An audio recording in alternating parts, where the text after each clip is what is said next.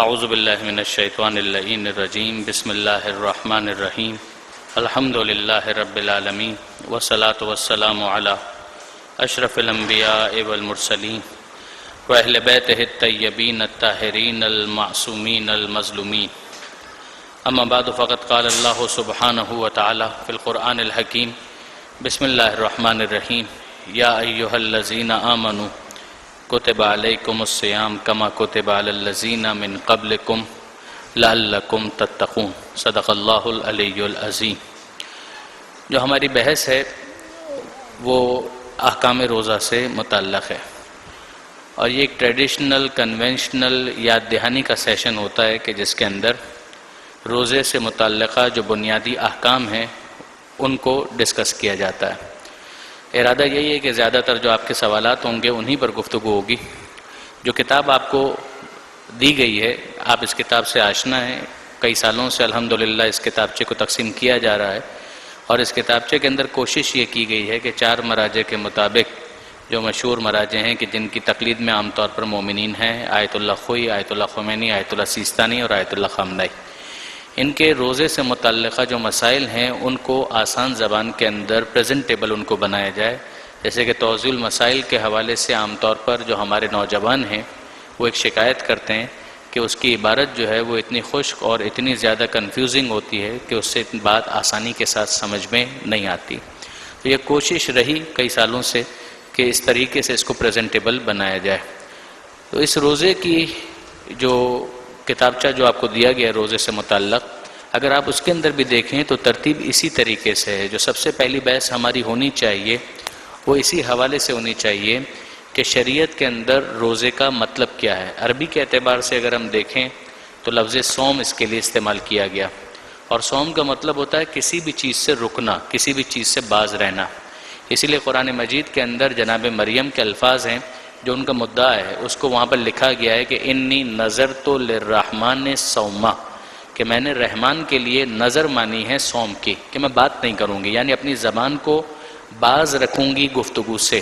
اب وہ انہوں نے اشاروں میں بتایا ہے، جس طریقے سے بھی بتایا ان کے مافِ ضمیر کو الفاظ کی صورت میں قرآن مجید میں اسی طریقے سے بیان کیا گیا کہ انی نظرت للرحمن صوما، کہ میں نے خدائے رحمان کے لیے نظر مانی ہے صوم کی۔ تو لغت کے اعتبار سے یا ڈکشنری کے اعتبار سے اگر آپ دیکھیں گے تو کسی بھی چیز سے اپنے آپ کو بچانا یہ صوم ہے۔ جس طریقے سے صلاۃ، اس کا بھی لغت کے اعتبار سے ایک ابتدائی مطلب تو ہے کہ اس کا مطلب دعا ہے۔ اسی طریقے سے دوسری جتنی عبادتیں آپ کو نظر آتی ہے، مثلا زکوٰۃ کا بھی لغت کے اعتبار سے پاکیزگی کا ایک مطلب بنتا ہے۔ خمس، اس کا لغت کے اعتبار سے 5ویں حصے کا ایک معنی اس کا بنتا ہے، مگر جب شریعت کے اندر یہ اصطلاحات استعمال ہوتی ہیں تو اسی لغوی مفہوم کے اندر کچھ حدود، کچھ قیود کے ساتھ اس کو ڈیفائن کیا جاتا ہے کہ شریعت اس سے کیا مراد لے رہی ہے۔ لفظ صوم کا شریعت کا طے کردہ مطلب یہ ہے کہ ماہ مبارک رمضان کے اندر آذان صبح سے لے کر آذان مغرب تک ایک شخص کچھ چیزوں سے اپنے آپ کو باز رکھے۔ اس کو اصطلاح شریعت کے اندر عبادت صوم سے تعبیر کیا گیا ہے کہ ایک ٹائم پیریڈ ہے، ایک خاص مہینے کے اندر ہے، کچھ خاص چیزوں کی فہرست ہے، ان چیزوں سے اپنے آپ کو بچانا، یہ ہے اصطلاح شریعت میں صوم۔ اسی کے لیے جو اردو اور فارسی کے اندر لفظ استعمال ہوتا ہے وہ ہے روزہ، اور اس کی وجہ یہ بیان کی گئی ہے کہ چونکہ یہ دن کی عبادت ہے اور دن کو روز کہا جاتا ہے، لہٰذا اس سے یہ لفظ نکلا روزہ۔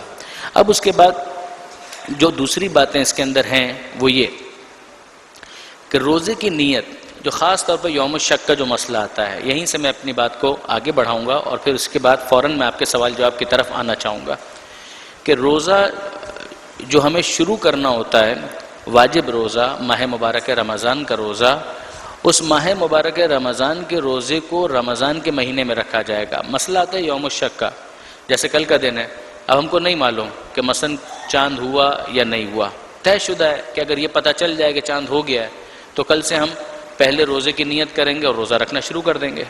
یہ بھی طے شدہ ہے کہ اگر چاند نہیں ہوا اور یہ پتہ چل گیا کہ چاند نہیں ہوا ہے تو بھی ہماری ذمہ داری بہت واضح ہے کہ ہم پر روزہ رکھنا واجب نہیں ہوگا۔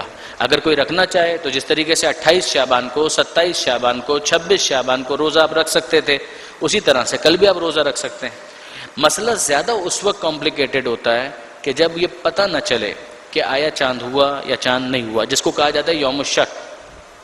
اس شک والے دن میں جب کہ یہ نہیں پتا کہ 30 شعبان ہے یا پہلی رمضان، تو اس میں بھی یہی مانا جاتا ہے کہ صاحب چاند نہیں ہوا، یعنی شک ہونے کا مطلب یہ ہوگا کہ جو پچھلی حالت ہے اس کو باقی سمجھا جائے۔ جس طرح سے بہت سارے کیسز کے اندر استصحاب کا ایک قاعدہ ہے فقہ کا، وہ جاری کیا جاتا ہے۔ میں نے وضو کیا، اب مجھے شک ہو رہا ہے کہ میرا وضو باطل ہوا یا باطل نہیں ہوا، تو کیا مانا جائے گا؟ جو پچھلی حالت ہے اس کو باقی سمجھا جائے گا کہ پہلے یقین کس چیز کا تھا کہ وضو تھا، اب شک کس چیز کا ہو رہا ہے کہ وضو ہے باقی یا وضو ختم ہو گیا، تو یہی سمجھا جائے گا کہ وضو اب تک باقی ہے۔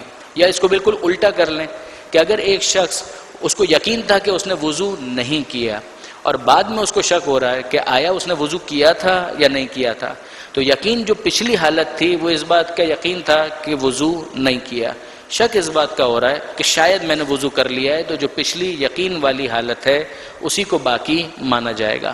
یہی معاملہ یوم الشک کا بھی ہے۔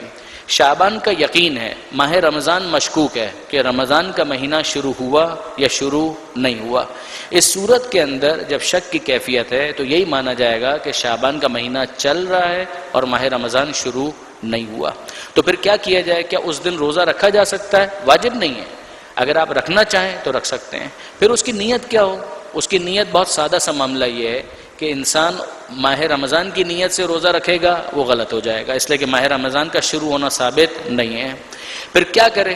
اگر کوئی قضا روزہ اس کے اوپر ہے تو وہ قضا روزے کی نیت سے روزہ رکھ لے، اگر کوئی قضا روزہ نہیں ہے تو کسی مستحب روزے کی نیت سے مستحب روزہ رکھ لے۔ شعبان کا روزہ رکھنا خود مستحب ہے۔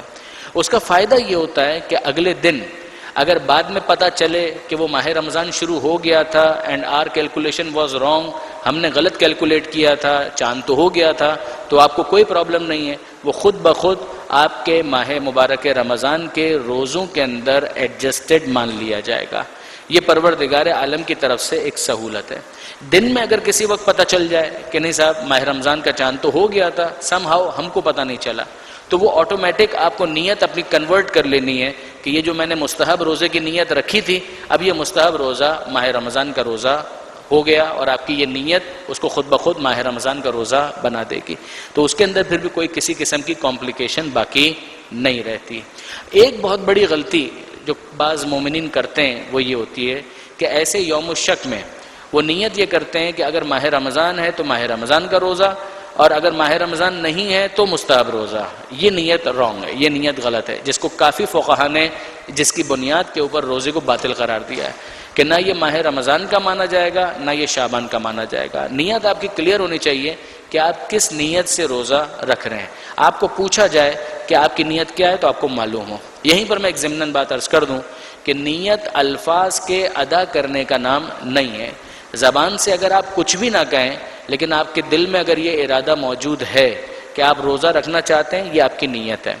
یعنی اگر ہم مثلاً اس دینی ماحول کے اندر سوال کریں، مثلا ایک شخص ہے وہ سنگاپور میں رہ رہا ہے، ایک انسان وہ ہے جو نیو یارک کے اندر رہ رہا ہے، ہو سکتا ہے کہ وہاں پر تو اس کو سوچنا پڑے، مگر کیا واقعی اس ماحول کے اندر کہ جہاں ہم باہر جائیں تو ماہ مبارک رمضان کے استقبال کی واقعی لگتا ہے کہ تیاری ہو رہی ہے، کیا اس ماحول کے اندر آپ کو کوئی ایسا شخص نظر آتا ہے؟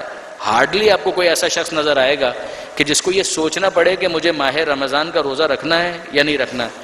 یعنی اگر میں آپ سے پوچھوں کہ آپ نے کچھ طے کیا کہ ماہ رمضان کا روزہ رکھیں گے یا نہیں رکھیں گے، تو آپ میں سے کون ہے جو یہ کہے گا کہ نہیں ابھی میں سوچ رہا ہوں کہ مجھے ماہ رمضان کا روزہ رکھنا ہے یا نہیں رکھنا؟ بٹ نیچرل جواب یہی ہوگا کہ بھائی طے شدہ ہے ماہ رمضان کا روزہ تو رکھنا، یہ آپ کی نیت ہے۔ یہ اگر آپ کا جواب ہے کہ ہاں یہ بھی کوئی پوچھنے کی بات ہے کہ ماہ رمضان کا روزہ رکھنا ہے یا نہیں رکھنا ہے، روزہ تو رکھنا ہے، یہ اس کا مطلب یہ ہے کہ یہ آپ کی نیت ہے۔ اب آپ جو الفاظ ادا کرتے ہیں یہ الفاظ فقط آپ کے دل کے ارادے کو مزید بیدار کرنے کے لیے ہوتے ہیں، اس کے علاوہ اور کسی چیز کے لیے نہیں ہوتے۔ بعض فقہا نے اس کو بہتر کہا ہے کہ اگر آپ الفاظ زبان سے ادا کر دیں وہ بہتر ہے، لیکن الفاظ اگر آپ زبان سے ادا نہ بھی کریں تب بھی اگر آپ کی نیت یہ ہے تو وہ کافی ہے۔ آپ کے الفاظ ادا کرنے نہ کرنے سے اس روزے کے اوپر کوئی فرق نہیں پڑے گا۔ ایک اور جو ضمناً مسئلہ آتا ہے وہ یہ آتا ہے کہ بھول گئے، ابھی سٹارٹ میں تو نہیں بھولے، 3-4 دن 5 دن 10 دن گزر گئے پھر بھول گئے کہ مثلا اب جو کل کا روزہ ہے وہ 12واں ہے یا 13واں ہے یا 14واں ہے، کوئی فرق نہیں پڑتا. اگر آپ کی نیت یہ ہے کہ میں کل کا روزہ رکھ رہا ہوں قربتاً الی اللہ، کافی ہے. یہ فقط آپ کی نیت ہو کہ میں یہ ماہ رمضان ہے اور اس کا روزہ رکھ رہا ہوں، اور کیوں رکھ رہا ہوں؟ قربتاً الی اللہ، اللہ کے حکم کو انجام دینے کے لیے. یہ بات کئی مرتبہ گزارش کی گئی کہ ماہ مبارک رمضان کا روزہ ہو یا کوئی دوسری عبادت ہو، عبادت اس وقت تک عبادت نہیں بنتی جب تک قربتاً الی اللہ اس کام کو انجام نہ دیا جائے. اور فقہ میں قربتاً الی اللہ کا مطلب ہوتا ہے حکم خدا کو انجام دینے کی خاطر، جس کے نتیجے میں پروردگار عالم کی معنوی قربت انسان کو حاصل ہوتی ہے. انسان خدا سے قریب ہوتا ہے، خوف خدا اس کے دل میں بیدار ہوتا ہے، اس میں اضافہ ہوتا ہے، اور وہ اپنے آپ کو زیادہ بہتر کنٹرول کر پاتا ہے. یہ کچھ وہ بنیادی باتیں تھیں جو یوم الشک اور نیت کے حوالے سے ہمیں کرنا تھی.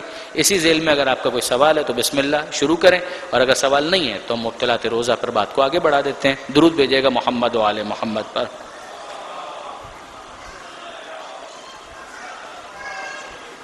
جی جی بسم اللہ، مائک آپ کے پاس آ رہا ہے، اگر آپ میں سے کسی کا کوئی سوال ہے تو ارشاد فرمائیے.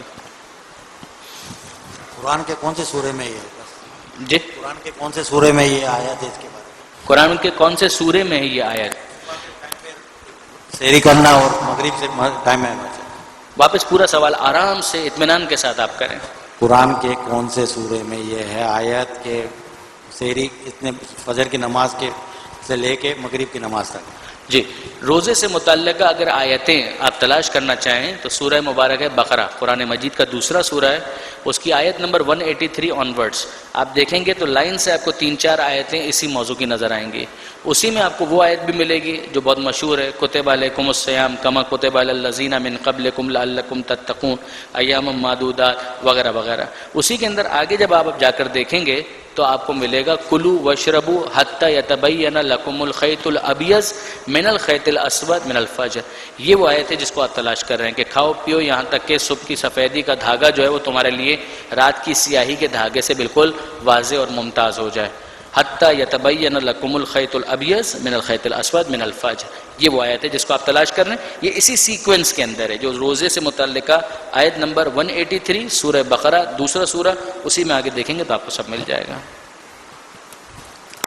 مطلب یوم شک کے حساب سے ابھی جو آپ ڈسکس کر رہے تھے آقا کوئی کے جو مقلدین ہیں ان کے لیے ایک بڑا مسئلہ جیسے تھوڑا سا پچھلے مہینے کی میں مثال دوں گا کہ شعبان کا جو چاند تھا وہ ایران میں کچھ ہے، عراق میں کچھ ہے، تو وہ مومنین کیا کریں؟ مطلب کس کو اتھینٹک مانے؟ مطلب ایران کو اتھینٹک مانے، عراق کو اتھینٹک مانے؟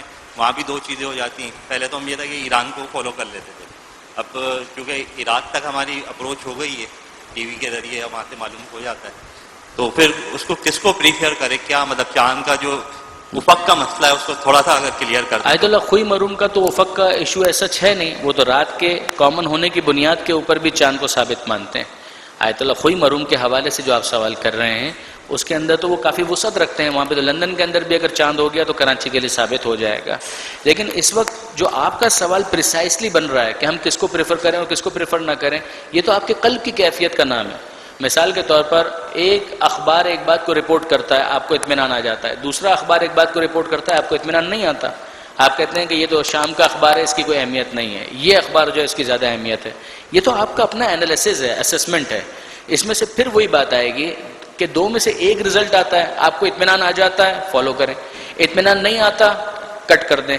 آپ کو شک ہوتا ہے تب بھی آپ اس کو کٹ کر دیں، اللہ اللہ خیر صلی اللہ. یعنی اگر آپ کے لیے چاند ثابت ہو جاتا ہے بسم اللہ واجب کی نیت سے روزہ رکھیں. چاند ثابت نہیں ہوتا یا شک کی حالت میں آپ باقی رہتے ہیں تو آپ کے لیے روزہ واجب نہیں ہے، چاہے آپ خوئی صاحب کی تقلید میں بھی ہوں تب بھی آپ کے لیے واجب نہیں ہے. بعد میں یہی ہوتا ہے خوئی صاحب کے مقلدین جو ہیں وہ بعد میں یہ کیلکولیشنز کرتے ہیں کہ صاحب اس جگہ پر ہو گیا تھا، تو جب آپ کو پہلے سے اندازہ تھا تو آپ مستحب کی نیت سے رکھ لیتے روزہ. یہی ثابت ہو جاتا نا کہ چاند ہو جائے گا یا کہیں ہو گیا تھا تو وہ آٹومیٹکلی اس میں ایڈجسٹ ہو جائے گا. تو آپ کی اور میری ذمہ داری نہیں رہے گی. بائی دا وے میں بھی آیت اللہ خوئی کے مسئلے پر عمل کر رہا ہوں.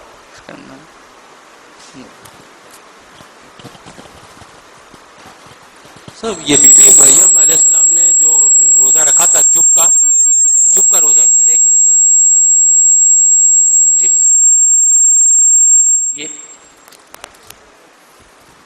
بی بی مریم علیہ السلام نے جو چپ کا روزہ رکھا تھا تو اس نے بھوک کا روزہ کیوں نہیں رکھا؟ اس کی کیا وجہ؟ کیا اس زمانے میں کھانا نہیں آتا تھا یا کیا وجہ تھی؟ انہوں نے چپ کا روزہ رکھا تھا. کس چیز کا روزہ نہیں رکھا تھا؟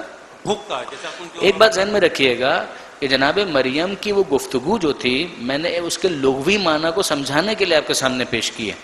اس کا جو ڈکشنری کا جو مطلب ہے نا اس کو سمجھانے کے لیے میں نے آپ کے سامنے جناب مریم کا وہ جملہ پیش کیا تھا. مطلب وہ روزہ رکھا تھا چپ کا. عرض کرتا ہوں کما کوتبہ علی الذین من قبلکم جو خود آیت روزہ ہے اس کے اندر آپ دیکھیں گے کہ لکھا ہوا ہے جیسے تم سے پہلے امتوں کے اوپر اس ذمہ داری کو رکھا گیا تھا.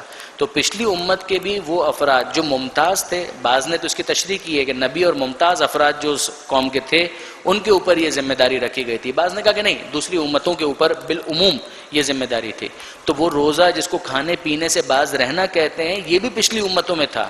مگر جناب مریم سلام اللہ علیہا وہ اس موقع پر جو چپ کا روزہ جو رکھے ہوئی تھیں اس کا پرپز یہ تھا کہ جناب عیسیٰ علیہ السلام ان کی گود میں تھے.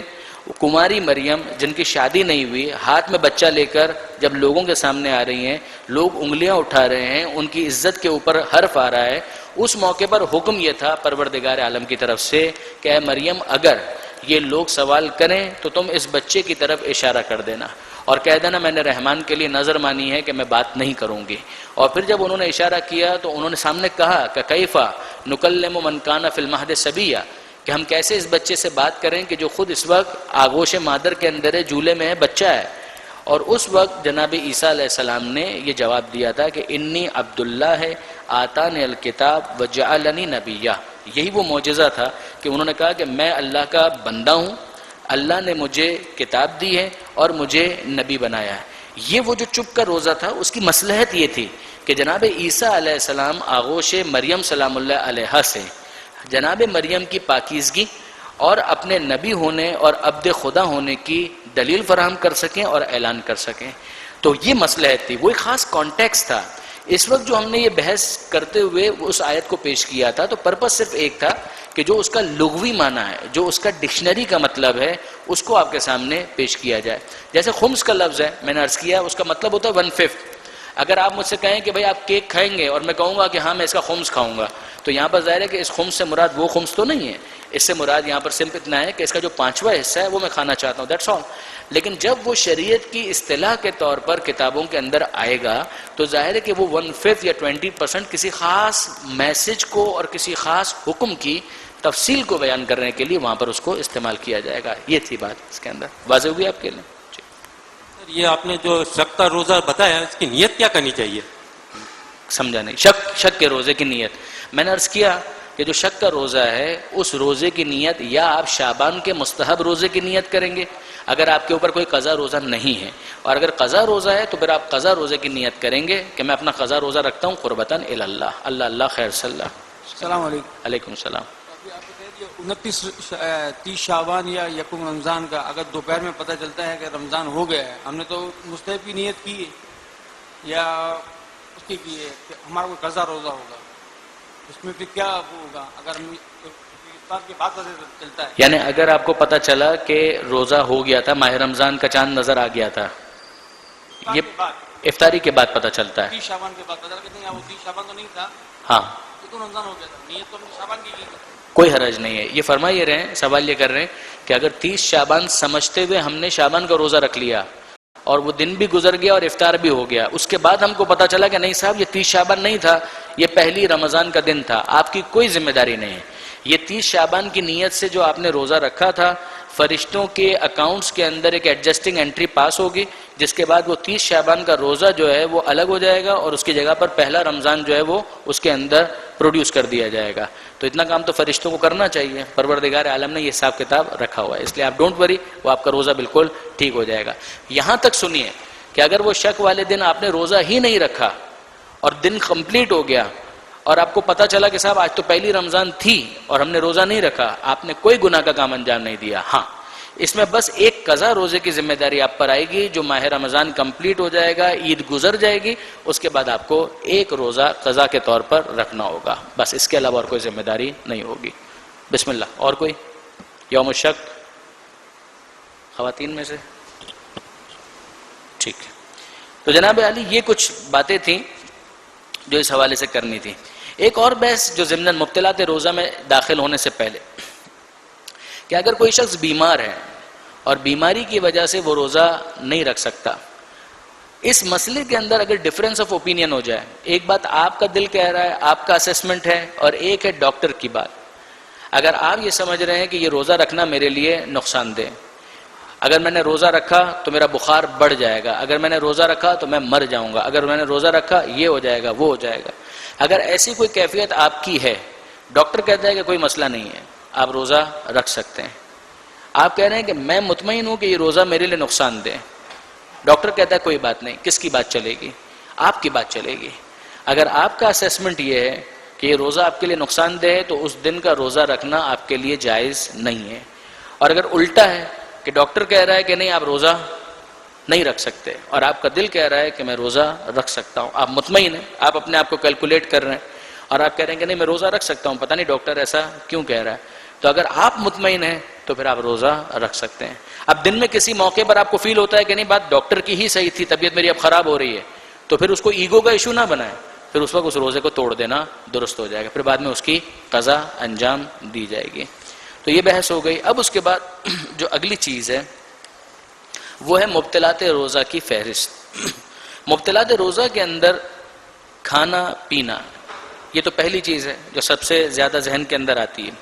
اس کے بعد نمبر 2 ہے غبار حلق تک پہنچانا. یہ جو آپ کو کتاب دی گئی اس کے صفحہ نمبر 15 پر یہ فہرست موجود ہے.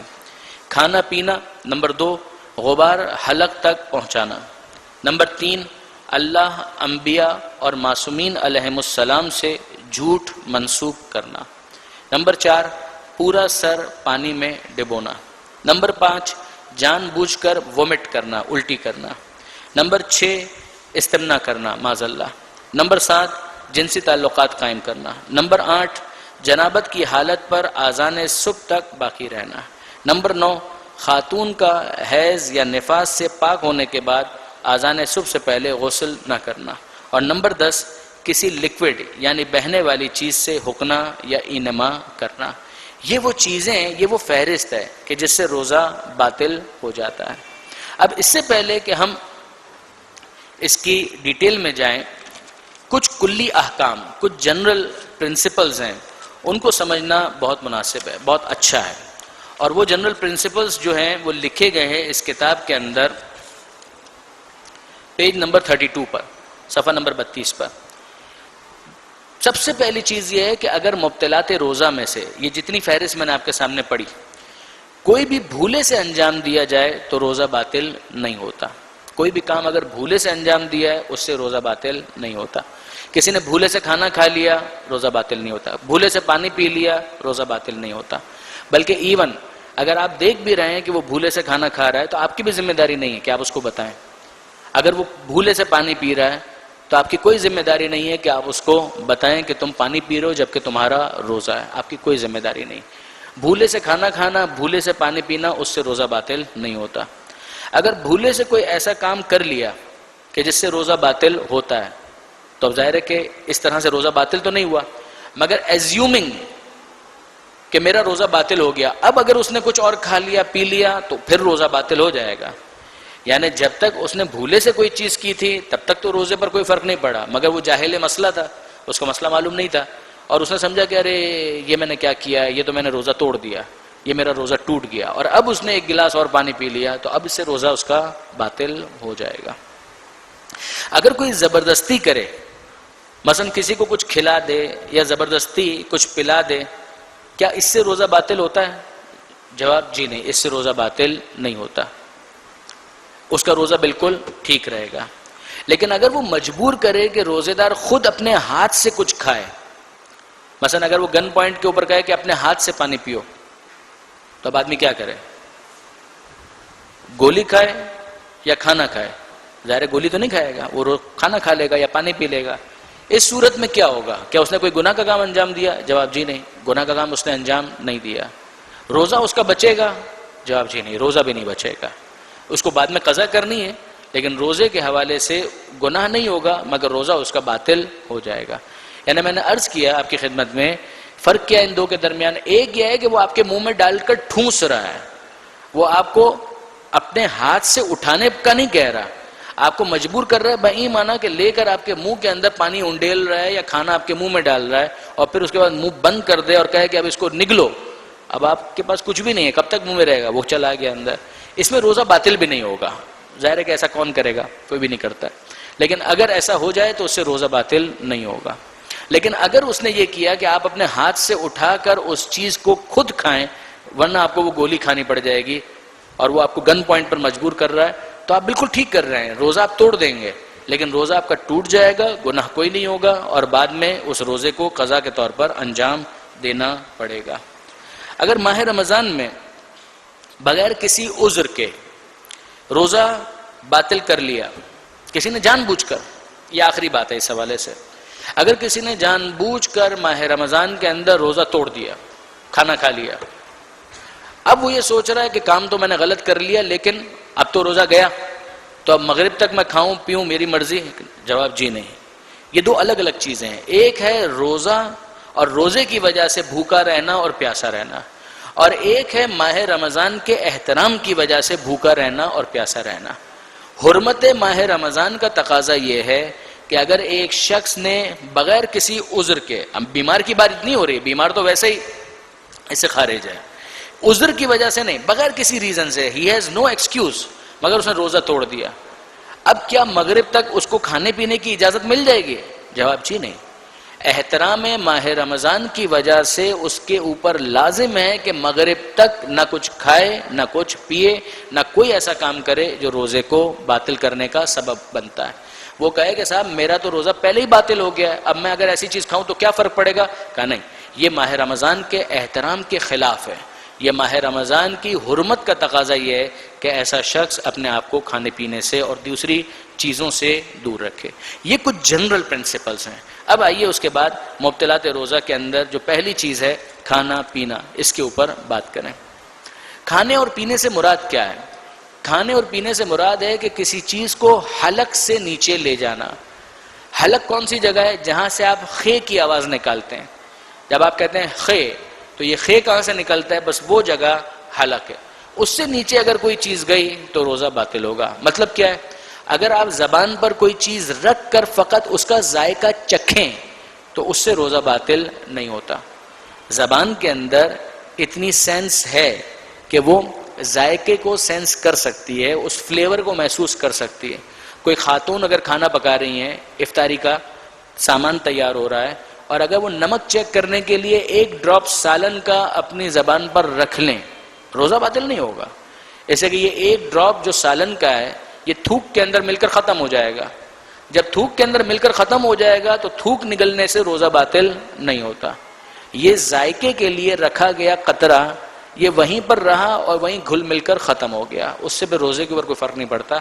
روزہ توڑنا اس کا مطلب یہ ہے کہ انسان کے حلق سے کوئی چیز نیچے چلی جائے، وہ جان بوجھ کر اس کام کو انجام دے رہا ہو، اپنے اختیار سے اس کام کو انجام دے رہا ہو، اس کی توجہ ہو اور وہ اس کام کو انجام دے رہا ہو. اگر ایسا ہے تب اس کا روزہ باطل ہوگا، ورنہ اس کا روزہ باطل نہیں ہوگا. پھر اس کے بعد اس کی تفصیل یہاں پر لکھی ہے کہ مثلا دانتوں میں کچھ پھنسا رہ گیا تھا، اسے جان بوجھ کر نگل لیا، بٹ نیچرل، اس کا مطلب یہ ہے کہ روزہ باطل ہو جائے گا.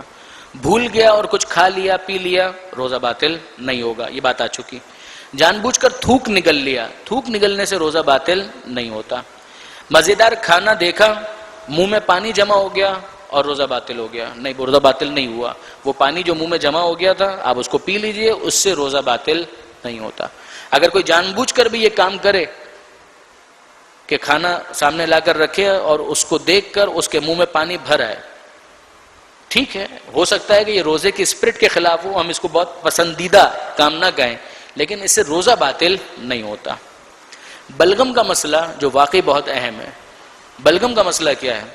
بلغم اگر ایک انسان کے منہ میں بھی آ جائے اور پھر وہ اس کو نگل لے تو آیت اللہ سیستانی کے نزدیک اس کی اجازت ہے. دوسرے مراجع نے احتیاط واجب کی بنا پر کہا ہے کہ اس سے روزے پر فرق پڑتا ہے، لیکن آیت اللہ سیستانی یہ فرماتے ہیں کہ اگر ایک انسان کے منہ میں بھی بلغم آ گیا اور اس بلغم کو اس نے نگل لیا جانتے بوجھتے، اس سے روزہ باطل نہیں ہوتا. یہ پریکٹیکلی واقعی بہت اہم مسئلہ ہے، بہت سارے لوگوں کا عملی طور پر مسئلہ ہے. تو آیت اللہ سیستانی کے اس مسئلے میں چونکہ فتویٰ ہے اس کی طرف رجوع کیا جا سکتا ہے اور مسئلہ سالو ہو جاتا ہے. پھر اس کے بعد ایک سوال کہ کھاؤں گا پیوں گا نہیں تو کمزوری آ جائے گی، روزہ چھوڑ سکتا ہوں؟ جواب جی نہیں. سیدھی سی بات یہ ہے کہ روزہ رکھنا ہی اس لیے کہ تھوڑی بہت کمزوری آئے. اگر بالکل نارمل ڈے والا معاملہ ہوتا تو پھر تو روزے کا کوئی فائدہ ہی نہیں تھا. تھوڑی بہت کمزوری تو آئے گی، لیکن کمزوری اگر اتنی بڑھ جائے جو ناقابل برداشت کمزوری ہے کہ اب تو بھائی بے ہوش ہونے والا ہوں یا میں گرنے والا ہوں، مرنے والا ہوں، لڑک جاؤں گا، چکر آ جائے گا اور میں گیا، یہ وہ کیفیتیں ہیں کہ جس کو انسان خود جج کرے گا. یہ آپ کو سیلف ججمنٹ کرنی ہے، سیلف اسسمنٹ کرنی ہے. اگر ایسی کیفیت ہے تو یقیناً پھر آپ کو روزہ توڑنے کی اجازت مل جائے گی. جیسے جو نئی بالغ ہونے والی بچیاں ہیں ان کا یہ مسئلہ بعض صورتوں میں بن سکتا ہے کہ 9 سال کی عمر ہے، بچی ابھی بالغ ہوئی ہے، اور اگر وہ روزہ رکھے گی تو ایک دم وہ برداشت نہیں کر پائے گی. ٹرائی کرے، جہاں اس کی قوت جواب دے رہی ہو وہاں پر وہ روزہ توڑ دے، پھر اس کو بعد میں قضا کر سکتی ہے. اس کو اس صورت میں گنہگار نہیں مانا جائے گا.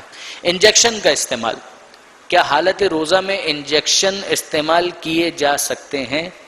بیماری میں دوا کے لیے جائز ہے، کوئی حرج نہیں ہے. جسم کے کسی حصے کو سن کرنے کے لیے جائز ہے، اس میں بھی کوئی حرج نہیں ہے. غذائی کمی یا بھوک کے احساس کو ختم کرنے کے لیے جائز نہیں ہے. یہ جو میں نے مسئلہ اس کتاب کے اندر لکھا ہے یہ احتیاط کی بنا پر ہے، یہ احتیاط کی بنا پر ہے. امام خمینی اور آیت اللہ خامنائی اس حوالے سے ریزرویشنز رکھتے ہیں، آیت اللہ سیستانی اور آیت اللہ خوئی اس کی اجازت دیتے ہیں، مگر یہ مسئلہ چونکہ کتاب کے اندر احتیاط کے مطابق لکھا تھا لہٰذا اس کو اسی انداز سے تحریر کیا گیا. اور غذائی کمی اور بھوک کا جو احساس ختم کرنے والے انجیکشنز ہیں اس کے ذریعے سے روزے کی اسپرٹ بھی ڈسٹرب ہوتی ہے. تو یہ احتیاط کے مطابق لکھنا جو مسئلہ تھا اس کی ایک مصلحت تھی.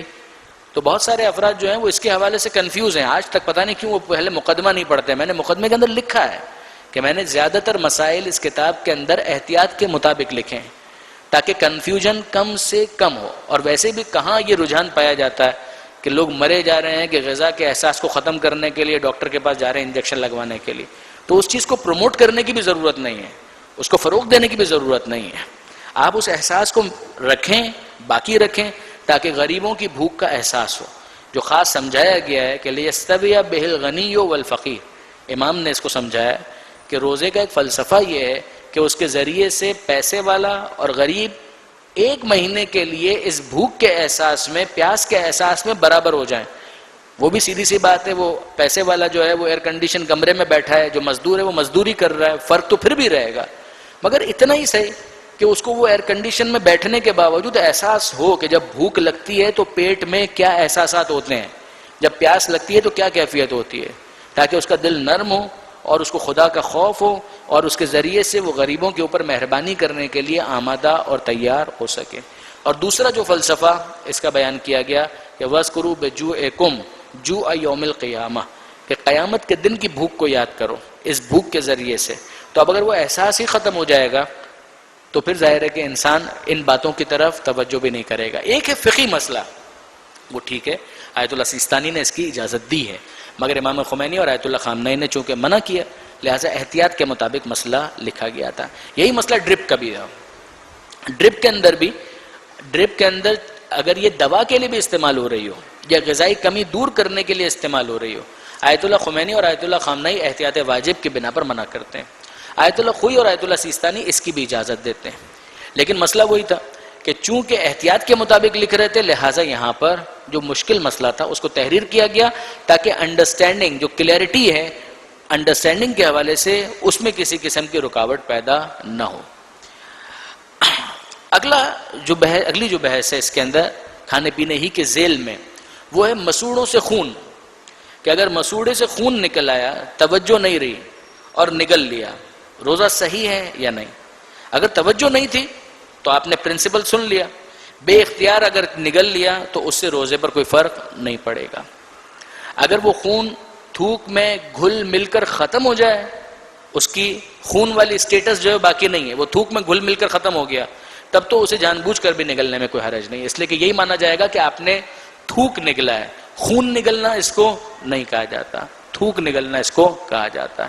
اور نجاست کا مسئلہ بھی یہی ہے کہ اگر اندرونی حصوں کے اندر اگر وہ نجاست ختم ہو جائے تو یہ اس کا ختم ہونا ہی اس کو پاک کرنے کے لیے کافی مانا جاتا ہے. اگر کوئی نجاست باہر ہے تو اس کو پاک کرنے کا طریقہ دوسرا ہے کہ پانی سے اتنی مرتبہ دھو یا یہ کرو یا وہ ٹھیک ہے. لیکن جو اندر کا معاملہ ہوتا ہے کہ اس میں بس نجاست ختم, تو اس کے ساتھ ہی اس نجاست کو پاکیزگی کے اندر تبدیل شدہ مان لیا جاتا. غرارے کا مسئلہ بھی یہی ہے, دانتوں کے علاج کا مسئلہ بھی یہی ہے, ٹوتھ پیسٹ کے استعمال کا مسئلہ بھی یہی ہے, ڈینٹل فلاس کا استعمال, ان سب کے اندر مسئلہ یہی ہے کہ کوئی چیز حلق سے نیچے نہ جائے. حلق سے اگر نیچے نہیں جا رہی ہے کوئی حرج نہیں ہے, آپ اس چیز کو ڈینٹل فلاس سے نکالیں, باہر پھینک دیں, کوئی حرج نہیں. ٹوتھ پیسٹ کریں, کوئی حرج نہیں ہے. آپ کوئی ڈراپس ڈالنا چاہتے ہیں, کوئی حرج نہیں, حلق سے نیچے نہ جائے, بس باقی سب ٹھیک ہے. عطر اور پرفیومز کا استعمال نو ایشوز, بلکہ اس کو مستحب مانا گیا ہے کہ روزے دار کے لیے عطر اور پرفیوم کا استعمال کرنا مستحب ہے, تو وہ استعمال کرے, کوئی حرج نہیں. شیمپو کا استعمال کوئی مسئلہ نہیں ہے, بالوں میں تیل ڈالنا, کریم لگانا, کوئی حرج نہیں ہے. خواتین کا لپسٹک استعمال کرنا نو ایشوز, یعنی کون بدذوق ہوگا کہ جو لپسٹک استعمال کرتے کرتے حلق سے نیچے ہوتا ہے, تو کون کرے گا یہ. لیکن بہرحال اگر کسی کا یہ سوال ہو تو لپسٹک کے استعمال سے بھی کوئی فرق نہیں پڑتا. بلڈ ڈونیشن یا خون کا عطیہ دینا یہ بھی جائز ہے, لیکن اگر یہ کمزوری کا باعث بنے تو مکروہ ہے. اور مکروہ کا مطلب کیا ہوتا ہے؟ جب عبادت میں کبھی مکروہ کا لفظ استعمال ہو تو اس کا مطلب ہوتا ہے قلت ثواب, جو ثواب ہے اس کے اندر کمی, نہ یہ کہ وہ عبادت ہی خراب ہو جائے گی, عبادت کا جو ثواب ہے وہ کم ہو جائے گا. یہ ہو گیا کھانے پینے کا مسئلہ. سوال اگر کوئی ہے تو ارشاد فرمائیے. ہو جاتا ہے تو وہ اس روزہ جو قضا رکھے گا وہ ایک ہی رکھے گا یا اس کا کفارہ بھی دے گا؟ اگر بیماری کی وجہ سے کسی نے روزہ نہیں رکھا تو بعد میں فقط اور فقط اس کی ذمہ داری قضا ہے, کوئی کفارہ اس کے اوپر نہیں. ایک ہی روزہ ہے, ایک ہی روزہ ہے. آدمی اگر کلی کرتا ہے اور شک ہوتا ہے کہ پانی گلے میں چلے گیا تو کیا؟ کس کا؟ اگر کلی کر رہا ہے اور شک ہو جائے. یہ اچھا سوال ہے. کلی کے حوالے سے اس کے اندر ہم نے لکھا بھی ہے اس کو, صفحہ نمبر 19, اس کا آخری مسئلہ کلی کرنا. اگر کلی کر رہے تھے اور بے اختیار پانی حلق کے نیچے چلا گیا تو اب اس کے اندر یہ دیکھا جائے گا کہ یہ کلی کیوں کر رہے تھے. اگر بھول گئے تھے کہ روزے سے ہے اور کلی کر رہے تھے, کوئی حرج نہیں, پھر روزہ ٹھیک ہے. یا واجب نماز کے وضو کے لیے کلی کر رہے تھے, تب کوئی حرج نہیں, ورنہ روزہ باطل ہو جائے گا. اس کے اندر اگر روزے واجب نماز کے لیے کلی نہیں تھی, توجہ بھی تھی کہ یہ روزہ رکھا ہوا ہے اور کلی کر رہے تھے, اور اس میں اگر پانی چلا گیا, بائی چانس بھی چلا گیا, تو روزہ باطل ہو جائے گا اس کے. یہ ہوگا کسی سوال نہیں کسی کا؟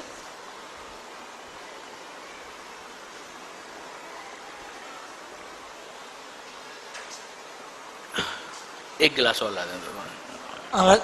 آغا صاحب, اگر کوئی جان بوجھ کے روزہ توڑے تو اس کے اوپر صرف روزے کا قضا واجب ہوگا یا کفارہ بھی اس کو ادا کرنا پڑے گا؟ ایسے نالائق کا جو جان بوجھ کر روزہ توڑ دے, قضا بھی ہے اور کفارہ بھی ہے, دونوں چیزیں اس کے اوپر.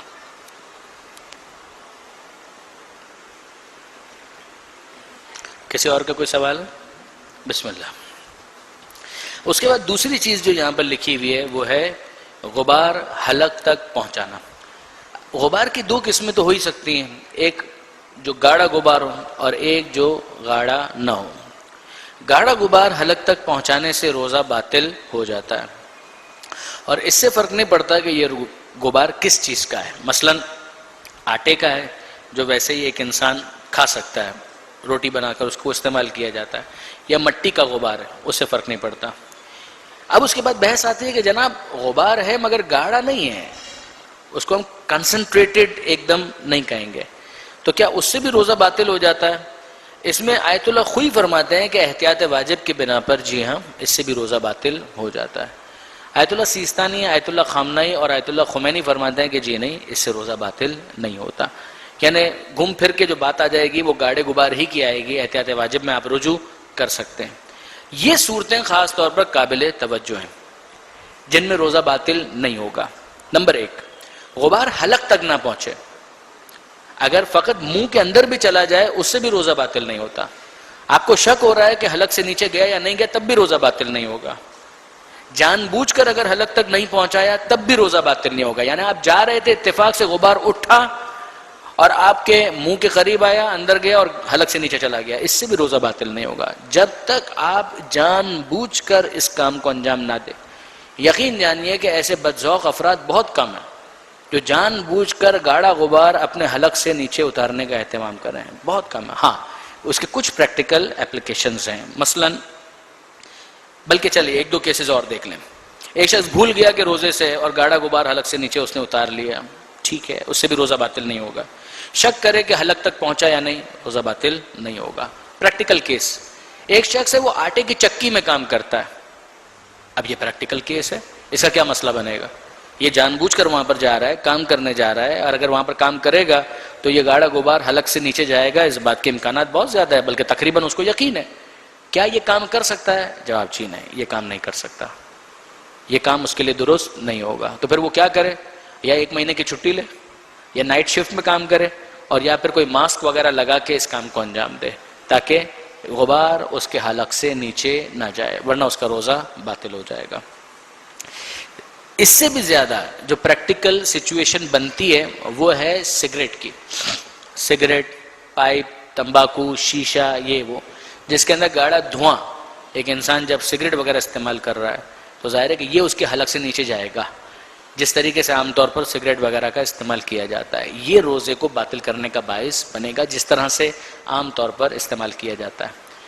جو سگریٹ پینے والے ہیں وہ میرا نہیں خیال ہے کہ اس طرح سے کرتے ہوں کہ صرف منہ کے اندر دھواں بھرتے ہیں اور نکال دیتے ہوں، اس کو پورا اندر لیتے ہیں، انہیل کرتے ہیں، اور اس کے بعد پھر وہ دھواں باہر نکالا جاتا ہے، تو اس کے اندر یہ حلق سے نیچے جائے گا، اور یہ سگریٹ کی وجہ سے روزے کے باطل ہونے کا سبب ہے۔ ظاہر ہے کہ سگریٹ پینا، سگریٹ کو پریکٹیکلی پیا تو نہیں جاتا، سگریٹ کو جس طریقے سے استعمال کیا جاتا ہے اس میں یہی ہوتا ہے کہ دھواں حلق سے نیچے جا رہا ہوتا ہے۔ اس میں ایک اور بہت اہم مسئلہ بنتا ہے انہیلر کا، کہ اگر کوئی دمے کا مریض ہے اور وہ انہیلر استعمال کرنا چاہتا ہے، اس کی مجبوری ہے بیچارہ، اس کے بغیر اس کی جو سانس لینے کی جو کیفیت ہے وہ اتنی ڈسٹرب ہو جاتی ہے کہ اس کو مشقت کا احساس ہوتا ہے۔ کیا اس سے اس کا روزہ ٹوٹ جاتا ہے؟ جواب جی نہیں، اس صورت میں اس کا روزہ باطل نہیں ہوگا، اس کو اس کی اجازت ہے۔ آیت اللہ خوئی، امام خمینی اور آیت اللہ سیستانی تینوں یہ بات ارشاد فرماتے ہیں۔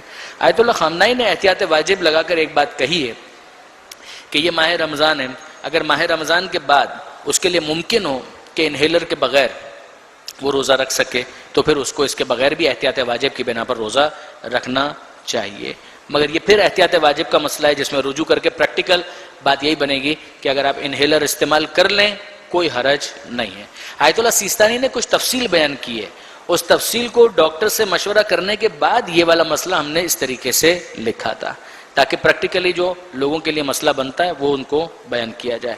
سر یا سینے پر بام کا استعمال، حالت روزہ کے اندر اگر سینے پر بام لگا لیا جائے، سر پر بام لگا لیا جائے کوئی حرج نہیں، اس سے روزے پر کوئی فرق نہیں پڑتا۔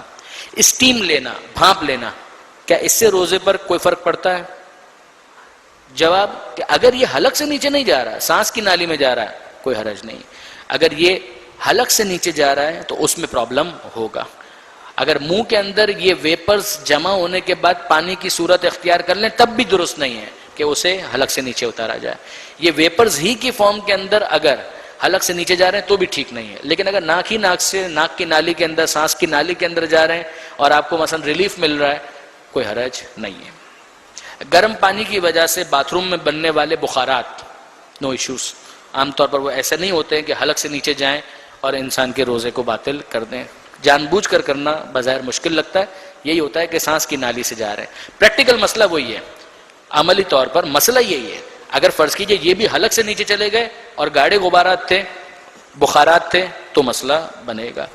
بسوں اور گاڑیوں کا دھواں، اس میں بھی کون ایسا کرے گا کہ وہ سائلنسر کے پاس جا کر کھڑا ہو جائے ناک لے کر یا اپنا منہ کھول کر کہ اس کا دھواں نکلے اور وہ انہیل کرے؟ کون کرے گا؟ یہ اتفاقات ہو جاتے ہیں کبھی کبھی کہ آپ جا رہے تھے اور راستے میں سے کسی گاڑی نے دھواں چھوڑا اور اس کے نتیجے میں آپ نے انہیل کر لیا، یہ اتفاق ہے، اس سے روزہ باطل نہیں ہوتا۔ یہ مسئلہ ہو گیا غبار حلق تک پہنچانے کا۔ کوشچنز؟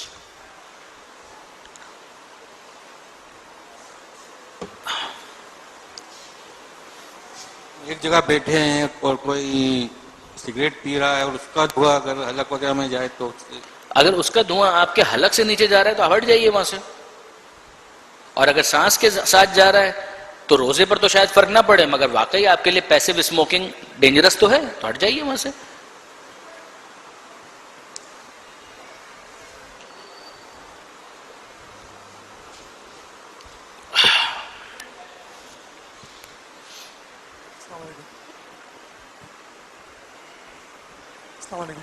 وعلیکم السلام. سلام کا مطلب پہنچ گیا لیکن آپ کی آواز نہیں آئی.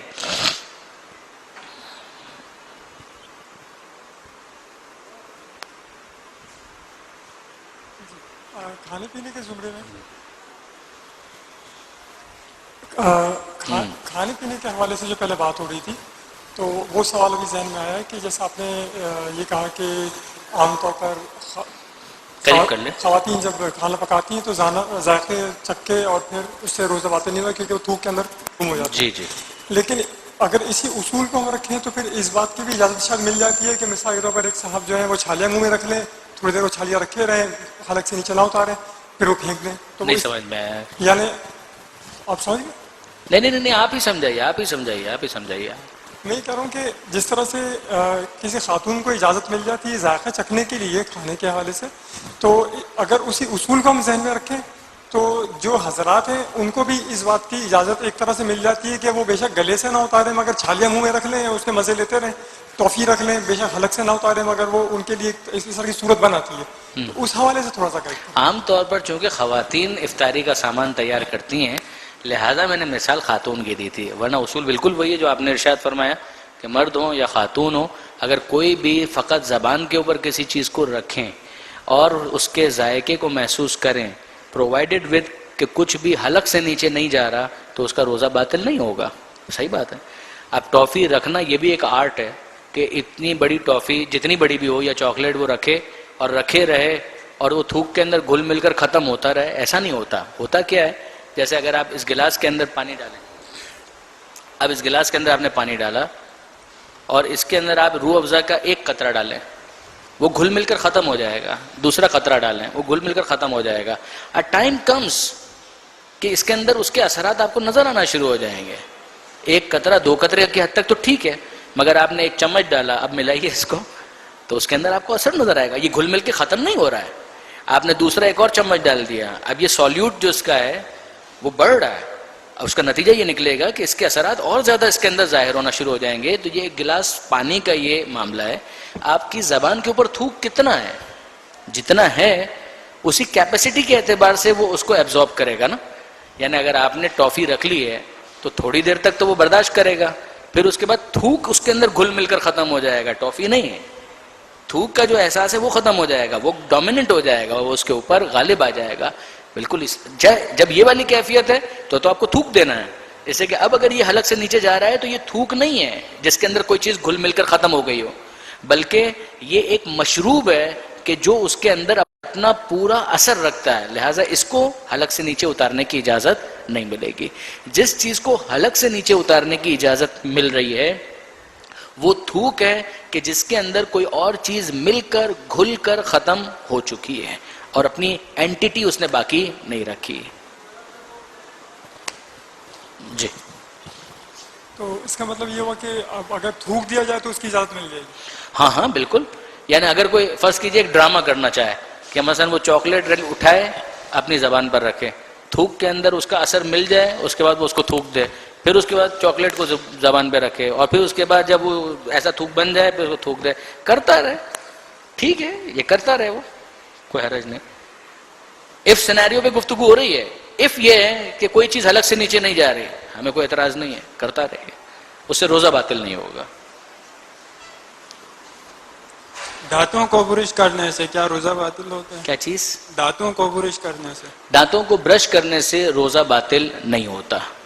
دانتوں کے برش کرنے سے روزے کے باطل ہونے کا کوئی تعلق نہیں. ٹوتھ پیسٹ یا کوئی بھی اور چیز حلق سے نیچے نہیں جانی چاہیے. آپ ماؤتھ واش بھی استعمال کرنا چاہیں تو کر سکتے ہیں، پرووائڈڈ وتھ کہ وہ حلق سے نیچے نہ جائے. آپ غرارے بھی کرنا چاہیں تو کر سکتے ہیں، پرووائڈڈ وتھ کہ حلق سے نیچے کچھ نہ جائے. آپ کانفیڈنٹ ہیں تو آپ کر سکتے ہیں.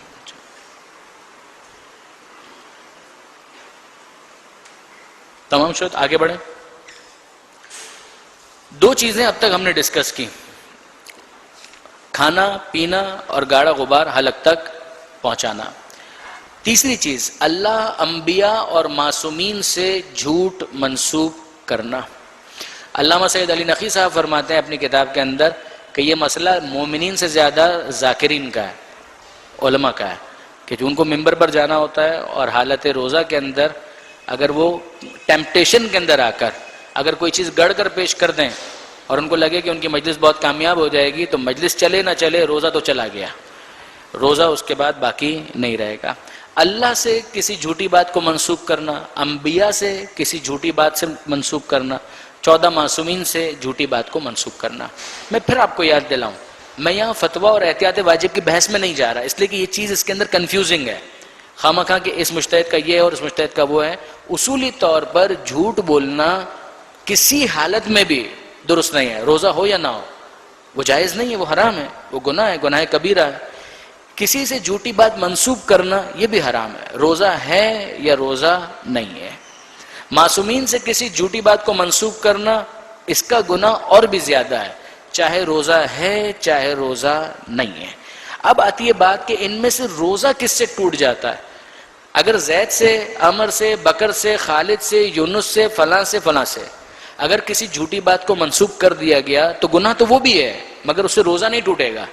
روزہ کب ٹوٹے گا؟ اگر آپ کہتے ہیں کہ سورہ آل عمران کی یہ آیت ہے جبکہ نہیں ہے، فلاں معصوم نے یہ کہا جبکہ نہیں کہا، جب یہ والی بات اگر کوئی کہتا ہے تو اس سے روزہ باطل ہو جاتا ہے۔ اور جھوٹ منسوب کرنے کے انداز کیا ہے؟ بولنا، لکھنا، اشارہ کرنا، کسی سوال کے جواب میں کوئی ایس ایم ایس، ای میل کرنا یا اس کو آگے فارورڈ کر دینا، کسی جھوٹی بات کی تائید کر دینا۔ کسی نے جھوٹی بات کہی، آپ کو معلوم ہے وہ جھوٹ کہہ رہا ہے اور آپ کہہ رہے ہیں کہ ہاں یہ صحیح کہہ رہا ہے۔ اس نے کوئی جھوٹی بات معصوم سے منسوب کی تھی، آپ نے کہا یہ صحیح کہہ رہا ہے، یہ آپ کا کہنا ہے کہ یہ صحیح کہہ رہا ہے، اس کی اس جھوٹی بات کی تائید ہو کر آپ کے روزے کے اوپر بھی خنجر کا وار کر دے گی، لہٰذا اس سے بھی روزہ باطل ہو جاتا ہے۔ توجہ، جانتے بوجھتے جھوٹ منسوب کرنے سے روزہ باطل ہو جاتا ہے۔ سچ سمجھتے ہوئے نقل کیا اور بعد میں پتا چلا کہ جھوٹ تھا، روزہ صحیح ہے۔ آپ نے سچ سمجھتے ہوئے، آپ کی کیلکولیشن یہ تھی کہ یہ بات سچ ہے اور آپ نے منسوب کر دی، بعد میں آپ کو پتا چلا کہ نہیں صاحب یہ تو مسٹیک ہو گئی، اس سے روزہ باطل نہیں ہوگا، یہ ایک مس انڈرسٹینڈنگ تھی۔ اگر کوئی ایسی بات ہے جس کے بارے میں آپ کلیئر نہیں ہے کہ یہ سچ ہے یا جھوٹ اور اس کی معصوم کی طرف نسبت دے رہے ہیں تو حوالے کے ساتھ نقل کریں، ریفرنس نے اس کتاب میں یہ لکھا ہوا ہے، ان صاحب نے یہ کہا ہے، میں نے اپنے استاد سے سنا تھا، میں نے فلاں دوست سے سنا تھا، یہ ای میل میرے پاس آیا ہے، میں نہیں جانتا، فارورڈڈ ایز ریسیوڈ، یہ جو انداز ہوتا ہے یہ محتاط انداز ہے۔ البتہ معصوم کے کیس کے اندر میں مشورہ یہی دیتا ہوں کہ اس طریقے سے بھی نہ کریں، اس طریقے سے بھی نہ کریں، جب تک کوئی چیز اوتھینٹک نہ ہو اس کو آگے فارورڈ نہ کریں۔ ایک سوال، حالت روزہ میں قرآن اگر کوئی پڑھنا چاہتا ہے اور اس کی قرأت صحیح نہیں ہے، مخرج صحیح نہیں ہے، ہے کو ہے بول دیتا ہے، خے کو کھے بول دیتا ہے، غین کو گاف بول دیتا ہے، کیا اس سے روزہ باطل ہو جائے گا؟ اس بیچارے کی نیت کیا ہے؟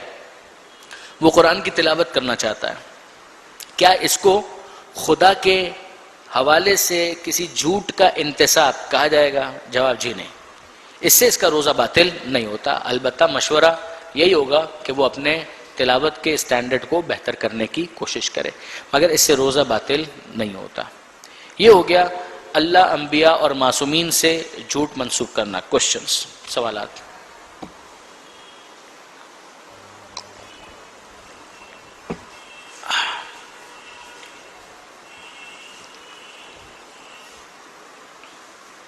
نو کوشچنز، آگے بڑھیں، بسم اللہ۔ اس کے بعد ہے چوتھا، اب تک ہم نے 3 ڈسکس کیے، کھانا پینا، گاڑا غبار حلق تک پہنچانا، نمبر 3 اللہ، انبیاء اور معصومین سے جھوٹی بات منسوب کرنا، اب نمبر 4 پورا سر پانی میں ڈبونا۔ یہ مسئلہ آپ میں سے اکثریت کے لیے irrelevant ہو گیا، اس لیے کہ اکثریت آیت اللہ سیستانی کے مسائل پر عمل کر رہے ہیں، اور آیت اللہ سیستانی اس کے اندر بہت زیادہ ریلیکسیشن کے قائل ہیں۔ آیت اللہ سیستانی فرماتے ہیں کہ مبتلات روزہ کی فہرست میں میرے پاس یہ چیز شامل نہیں ہے۔ کیا مطلب؟ اگر کوئی شخص پورا سر پانی میں ڈبو دے آیت اللہ سیستانی کے فتوے کی روشنی میں، اس کا روزہ باطل نہیں ہوتا۔ آگا کہتے ہیں کہ یہ ناپسندیدہ ہے، کراہت شدیدہ ہے۔ کیا مطلب؟ اگر کوئی یہ کام کرتا ہے تو اس کے روزے کا ثواب کم ہو جائے گا اور کافی کم ہو جائے گا، مگر اس کا روزہ باطل نہیں ہے، نہ ہی یہ حرام کام ہے، نہ ہی یہ کام حرام ہے روزے کی حالت میں، اور نہ ہی اس سے اس کا روزہ باطل ہوتا ہے۔ یہ کام روزے کے ثواب میں کمی کا باعث ہے۔ دیگر بزرگان فتویٰ یا احتیاط واجب وہ کہتے ہیں کہ جناب اس سے آپ کا روزہ بھی باطل ہو جائے گا۔ آیت اللہ خوئی مرحوم امام خمینی، آیت اللہ خامنائی وغیرہ وہ سب اس بات کے قائل ہیں۔ تو یہاں پر آیت اللہ سیستانی کی اس ریلیکسیشن کی وجہ سے اگر مثلا یہ جو سوئمنگ پول کھلا ہے اس میں اگر ہمارے جوان دوپہر کے وقت جا کر ڈبکیاں مارنا شروع کر دیں اور وہ آیت اللہ سیستانی کے مسائل پر عمل کرتے ہیں تو ان کا روزہ باطل نہیں ہوگا۔ وہ شاید پول انہوں نے بند کر دیا ہے روزے کے لیے یا ماہ رمضان میں، وہ ایک الگ بحث ہے، مگر آپ دھرنا ورنا دے کر کھلوائیں کہ صاحب آیت اللہ سیستانی کے حساب سے کوئی ایشو نہیں ہے اور ہم لوگ سوئمنگ کرنا چاہتے ہیں تو آپ کر سکتے ہیں، اس میں شرعاً کوئی اشکال نہیں ہے۔ دھرنے کی بات نہیں کر رہا اس میں اشکال ہے یا نہیں، یعنی آپ کے روزے پر کوئی اشکال نہیں ہے۔ باقی بزرگان کے نزدیک آیت اللہ خوئی امام خمینی اور آیت اللہ خامنائی کے نزدیک جب وہ یہ کہتے ہیں کہ پورا سر پانی میں ڈالنے سے روزہ باطل ہو جاتا ہے تو اس میں کچھ چیزیں ایکسیپشنل ہیں۔ مثلا بھولے سے ایسا ہو گیا، یہ بات جنرل پرنسپلز میں ہم ڈسکس کر چکے کہ بھولے سے تو کوئی بھی کام ہو روزہ باطل نہیں ہوتا۔ پورا سر نہیں ڈبویا، پالیٹکس، پہلے آدھا سر ڈبویا پھر آدھا سر ڈبویا، اس سے بھی روزہ باطل نہیں ہوتا۔ مثلا بالٹی کے اندر آپ جائیں تھوڑا سا یوں سر ڈبوائیں پھر تھوڑا سا یوں سر ڈبوائیں پھر یوں ڈبوائیں، پورا سر ڈوب بھی گیا اور نہیں بھی ڈوبا، اس لیے کہ ایٹ ونس ایک وقت میں پورے سر کو ڈبونے سے روزہ باطل ہوتا ہے۔ بے اختیار پانی میں گر گیا اور پورا سر ڈوب گیا، آپ کھڑے تھے پول کے پاس اور آپ کا پاؤں پھسلا اور آپ گرے اندر، پورا سر پانی کے اندر ڈوب گیا، نو ایشوز، کوئی پرابلم نہیں ہے۔ کسی اور نے زبردستی ڈبو دیا، روزہ باطل نہیں ہوگا۔ شک کرے کہ پورا سر ڈوبا یا نہیں ڈوبا، اس سے بھی روزہ باطل نہیں ہوگا۔ نلکے یا شاور کے نیچے سر دھونے سے روزہ باطل نہیں ہوتا۔ بس پریکٹیکل تو اس کے اندر اتنا ہی مسئلہ ہے۔ کوشچنس اس میں بھی ہونا نہیں چاہیے سوال کوئی خاص، پھر بھی اگر ہے تو بسم اللہ ارشاد۔ بڑھن دے بھائی۔ سوال یہ ہے کہ اگر کوئی سوئمنگ کر رہا ہو اور سر نہ ڈبوئے اور سوئمنگ کرے تو یہ ناپسندیدہ عمل ہوگا کہ نہیں ہوگا؟ نہیں، قطعاً نہیں۔ اگر کوئی شخص مثلا سوئمنگ پول کے اندر چلا جائے اور وہاں پر سر نہ ڈبوئے، صرف سوئمنگ پول کے اندر واکنگ کرتا رہے، کوئی حرج نہیں۔ یعنی ہو سکتا ہے کہ ہمارے بعض دوستوں کو یہ لگ رہا ہو کہ مذاق ہے، ایسا نہیں ہے۔ بعض ڈاکٹرز جو ہیں اس کو ایک تھراپی کے طور پر سجیسٹ کرتے ہیں۔ بہت سارے افراد کے جن کے پاؤں کا کچھ مسئلہ ہوتا ہے ان کو بھی اس طرح کی ایکسرسائزز سجیسٹ کی جاتی ہیں۔ ایکچولی ابھی ہمارے کلچر کے اندر اتنی یہ چیز نہیں آئی ہے، ورنہ یہ تو بہت زیادہ ملٹی ڈائمینشنل فائدے ہیں اس کے۔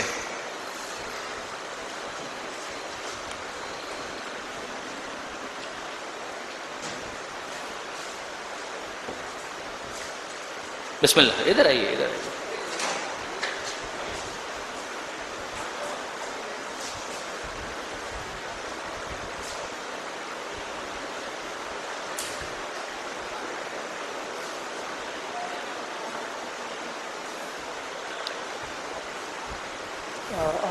لیڈیز کے پاس ایک سوال آیا تھا، اگر جو گرد و غبار حلق تک پہنچانے کے حوالے سے، اگربتی کے دھواں کے حوالے سے وہ پوچھنا چاہ رہی تھی۔ کس کے حوالے سے؟ اگربتی کے دھواں۔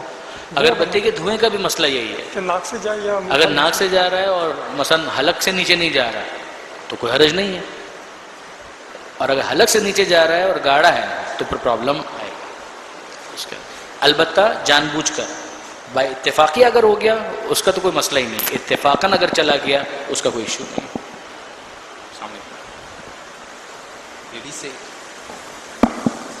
لیڈیز سے ایک اور سوال ہے کہ وہ لیڈیز جو کہ پریگننٹ ہوتی ہیں اور آخری منسل ہوتے ہیں ڈیورنگ دا پریگننسی، اگر وہ روزہ رکھتے ہیں تو ان کا یہ احتمال ہوتا ہے شاید کہ وہ بچے کو کوئی اثر ہوگا یا اس سے پرابلم ہو سکتی ہے، چاہے پیاسا یا کوئی بھی چیز ہوتی ہے، اس کے لیے کوئی خاص احکامات ہیں؟ اس کے لیے سمپل اتنا ہے، اگر کسی خاتون کا حمل ہے اور وہ کافی یعنی اس پیریڈ میں داخل ہو چکا ہے کہ جہاں پر روزہ رکھنا ان کے لیے یا بیبی کے لیے جو اس وقت حمل کی حالت میں ہے اس کے لیے نقصان دہ ہو سکتا ہے، تو پھر اس کے لیے روزہ رکھنا جائز ہی نہیں ہے۔ اس کے اندر ایک پورا چیپٹر ہے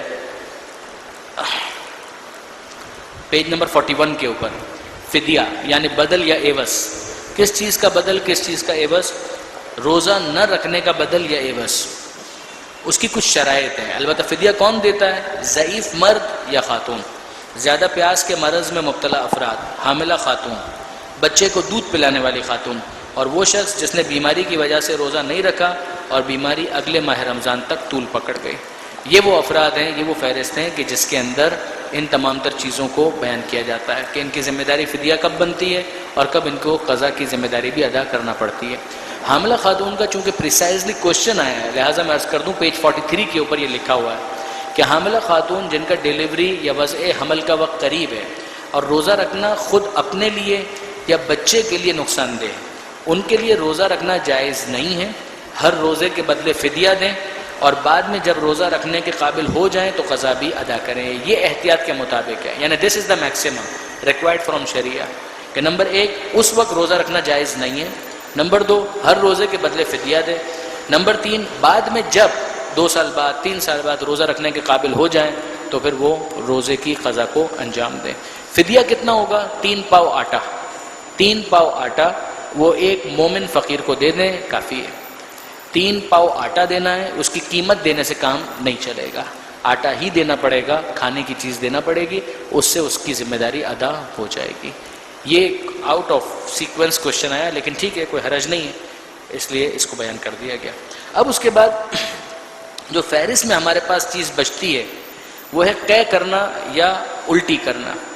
جان بوجھ کر الٹی کرنے سے روزہ باطل ہو جاتا ہے، چاہے بیماری کی وجہ سے الٹی کرنے پر مجبور ہو. یعنی ایک آدمی جان بوجھ کر وومٹ کر رہا ہے، اب کون کرے گا؟ مثلا ڈاکٹر اس کو کہہ رہا ہے کہ الٹی کرو، یہ تمہارے لیے ضروری ہے. اب اگر وہ حالت روزہ میں جان بوجھ کر الٹی کر رہا ہے تو چاہے وہ بیماری کی وجہ سے مجبور ہو، اس کا روزہ باطل ہو جائے گا.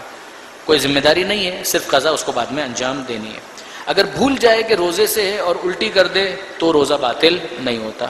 روزے کی حالت میں اگر جان بوجھ کر کوئی ڈکارنا شروع کر دے، اس سے روزہ باطل نہیں ہوتا. اس میں اتفاقاً کوئی چیز آ بھی گئی منہ میں تو اس ڈکارنے کی وجہ سے اگر کوئی چیز منہ میں آ گئی ہے تو اس سے بھی روزہ باطل نہیں ہوتا. لیکن اب جو منہ میں آ گئی ہے چیز، اس کو باہر نکالنا، اس کو واپس اندر لینے کی اجازت نہیں ہے.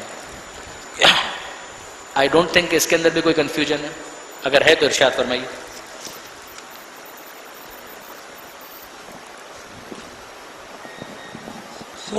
روزے کی حالت میں شاور کے نیچے جسم کے اندر سکون پہنچانے کے لیے ہم نہا سکتے ہیں؟ اے پردہ غیبت میں موجود شخص، آپ ہیں کہاں پر؟ ہاں یہ فرمائیے. روزے کی حالت میں شاور کے نیچے جسم کو سکون پہنچانے کی بنا پر ہم نہا سکتے ہیں؟ روزے کی حالت میں شاور کے نیچے نہانا، ہاں، سکون پہنچانے، جسم کو سکون پہنچانے، کوئی حرج نہیں، کوئی حرج نہیں، نو ایشوز.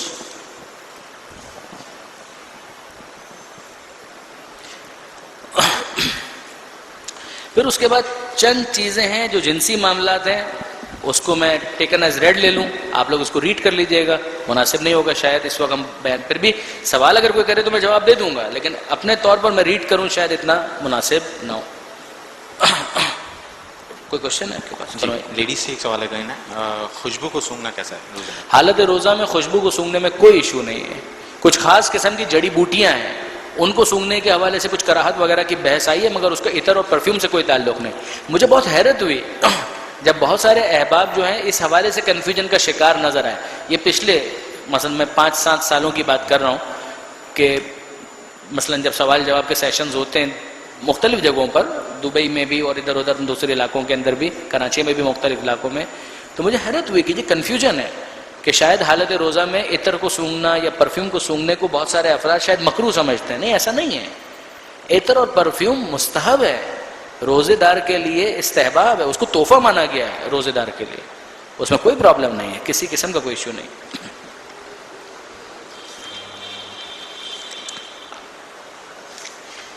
جناب علی. پھر اس کے بعد آخری چیز جو میرے خیال میں باقی رہ جاتی ہے وہ ہے کسی لکوڈ یعنی بہنے والی چیز سے حقنہ یا اینما لینا. ظاہر ہے کہ کانسٹیپیشن یا قبض کے بعض کیسز کے اندر شاید اس کی ضرورت پڑ جاتی ہو.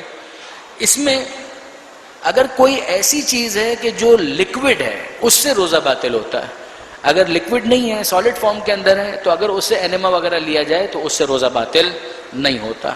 لکوڈ اگر کوئی چیز ہے تو اس سے پھر روزہ باطل ہوگا. اگر ضروری ہے کہ حالت روزہ میں اس کو استعمال کیا جائے تو ٹھیک ہے، اگر ضروری ہے تو کر لیں، لیکن روزہ پھر باطل ہو جائے گا، بعد میں قضا انجام دینا ہوگی. اب اگر اس کے علاوہ کوئی کوشچن کسی کا ہے تو ارشاد فرمائیے. مبطلات روزہ میں جتنا ہم بیان کرنا چاہتے تھے وہ بیان ہو گیا، جو سوالات ہم انوائٹ کرنا چاہتے تھے وہ تو ہو گئے. اس کے علاوہ بھی کوئی سوالات ہے تو ارشاد فرمائیے، کوئی مشکل نہیں، اللہ بہتر کرے گا. جی ابھی فدیے کے حوالے سے بات ہوئی خواتین کی طرف سے سوال ہے. جی سوال یہ ہے کہ کیا ہر روزے کا فدیہ ہے یا قضا نہ کرنے کے بعد فدیہ ہوگا؟ یعنی اگر جس سال میں وہ روزہ نہیں رکھ سکیں اسی سال میں اس کی قضا رکھ لیتے ہیں تو بھی کیا فدیہ ہے؟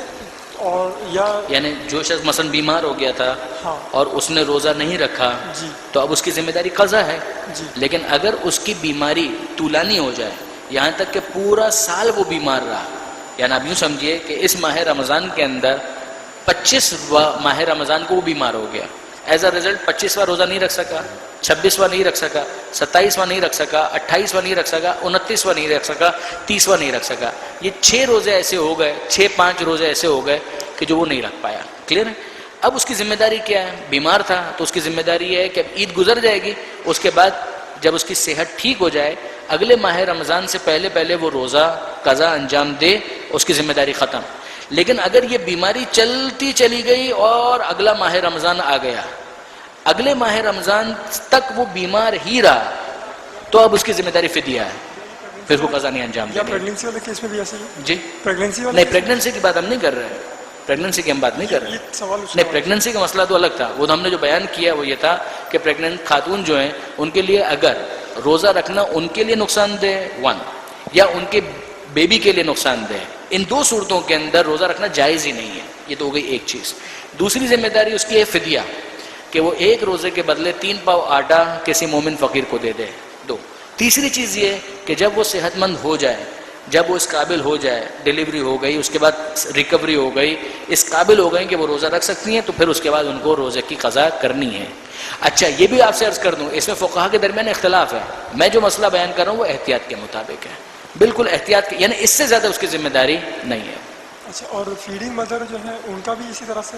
ہاں، دودھ پلانے والی جو خاتون ہیں؟ نہیں میں سمجھ نہیں پایا. دودھ پلانے والی خاتون، ان کا بھی مسئلہ یہی ہے کہ ان کو فدیہ بھی ہے اور قضا بھی ہے. جو دودھ پلانے والی خاتون کا جو مسئلہ ہے وہ بھی یہی ہے. پیج نمبر 43 پر جو چوتھا کیس ہے، بچے کو دودھ پلانے والی خاتون جن کا دودھ کم ہو، نہ کوئی دوسری دودھ پلانے والی خاتون اویلیبل ہو، نہ ہی ڈبے کا دودھ بچے کے لیے مناسب ہو، ڈاکٹر کہے کہ نہیں اچھا نہیں ہے، خود ہم بھی جانتے ہیں کہ مثلا اچھا نہیں ہے، تو ان کا روزہ رکھنا اگر خود اپنے لیے یا بچے کے لیے نقصان دہ، اس صورت میں ان کے لیے بھی روزہ رکھنا جائز نہیں ہے. 1 نمبر 2 ہر روزے کے بدلے فدیہ دیں، اور نمبر 3 بعد میں جب روزہ رکھنے کے قابل ہو جائیں تو قضا بھی ادا کریں.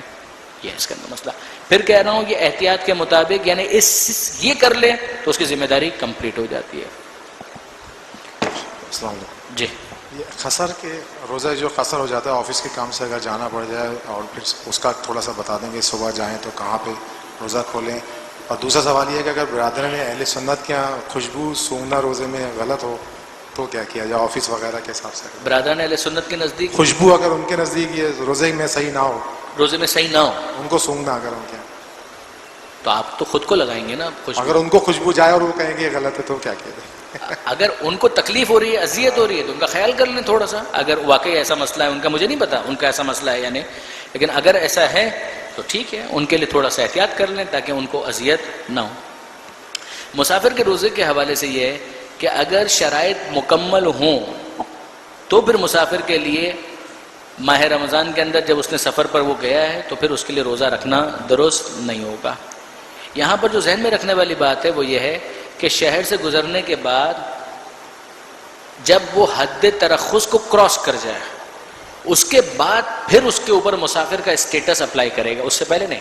مثلا اگر کوئی کہے کہ صاحب مجھے پتا ہے کہ کل مجھے سفر پر جانا ہے، تو اب اگر میں مثال کے طور پہ صبح 9 بجے ڈٹ کر ناشتہ کروں اس کے بعد سفر پر چلا جاؤں تو کیا حرج ہے؟ نہیں، یہ اس نے غلط کیا ہے. وہ اپنی سحری کرے اگر کرنی ہے، وہ اگر نہیں کرنی تو اس کی مرضی، سحری مستحب ہے. روزہ رکھے، روزے کی نیت رکھے، اور اس کے بعد جب اس کو سفر پر جانا ہے وہ جائے. جب وہ سفر پر جا رہا ہے تو ابھی وہ حالت روزہ میں ہے، شہر کراس کیا، حد ترخص کراس کی، جہاں سے شہر کی دیوار نظر آنا بند ہو گئی، اذان کی آواز اگر کوئی اذان دے تو سنائی نہیں دے گی، مثلا ٹول پلازا سے وہ آگے چلا گیا، تھوڑا اور آگے چلا گیا، یہاں تک کہ اب کراچی شہر نظر نہیں آ رہا، اب اس کے اوپر مسافر کا اسٹیٹس اپلائی ہوگا، اب اگر وہ چاہے تو روزہ توڑ سکتا ہے، اس سے پہلے وہ روزہ نہیں توڑ سکتا. یہ ہے اس کا مسئلہ. اب اگر وہ کسی ایسی جگہ پر پہنچ جاتا ہے ظہر سے پہلے کہ جہاں پر اس کو 10 دن قیام کرنا ہے، مثلا بعض افراد ہیں وہ یہاں کراچی میں صبح 9 بجے کی فلائٹ لی، انہوں نے دبئی پہنچ گئے 2 گھنٹے کے اندر، اور وہاں پر ان کو 10 دن رکنا ہے. تو جیسے ہی حد ترخص کراس کیا اور انہوں نے کچھ کھا لیا پی لیا، ٹھیک ہو گیا، کوئی حرج نہیں، اس دن کا روزہ ان کے لیے معاف ہے، اور باقی دن بھی وہ کھا سکتے ہیں، اس لیے کہ ان کے پاس عذر ہے کہ وہ مسافر تھے اور انہوں نے روزہ توڑا تھا. اب وہ کسی ایسی جگہ پہنچ گئے کہ جہاں پر ان کو 10 دن قیام کرنا ہے اور ظہر سے پہلے پہنچ گئے، تو بھی اب ان کا روزہ اس دن کا تو گیا، اس لیے کہ وہ کھا پی چکے ہیں. لیکن فرض کیجئے کہ 9 بجے ہی کی فلائٹ تھی، آپ گئے اور 2 گھنٹے کے اندر پہنچ گئے اور وہاں پر ابھی ظہر نہیں ہوئی ہے، اور آپ نے فلائٹ کے دوران کچھ کھایا بھی نہیں ہے پیا بھی نہیں ہے، آپ اپنے روزے کو کنٹینیو کر سکتے ہیں، اس کے اندر کوئی ایشو نہیں ہے. روزہ آپ کا ٹوٹ جاتا بغیر کسی گناہ کے اگر آپ نے حد ترخص کراس کرنے کے بعد اور اپنی منزل پر پہنچنے سے پہلے اگر کچھ کھا لیا ہوتا پی لیا ہوتا. آپ نے کچھ نہیں کھایا کچھ نہیں پیا اور ظہر سے پہلے پہنچ گئے ایک ایسی جگہ پر کہ جہاں پر آپ کو 10 دن قیام کرنا ہے، تو پھر آپ کے لیے اس دن کا روزہ رکھنا اور کنٹینیو کرنا اس کو ضروری ہوگا، واجب ہوگا، اور باقی روزے بھی آپ کے بالکل ٹھیک رہیں گے. البتہ ظاہر ہے کہ مسافر کا روزہ جو ہے اس کی بحث طویل ہے کہ خود اپنی جگہ پر ایک سیشن چاہتی ہے، اور اب بہرحال اتنی گنجائش شاید نہیں ہے کہ اس کے اوپر تفصیلی گفتگو ہو سکے. لہٰذا جو بعد میں ساتھی آئیں گے آپ ان سے سوال کر لیجئے گا، اور بھی اگر کوئی مسافر کے روزے کے حوالے سے ہو. بہرحال اپنی بحث کو اس وقت ہم لوگ یہیں پر روکتے ہیں. پروردگار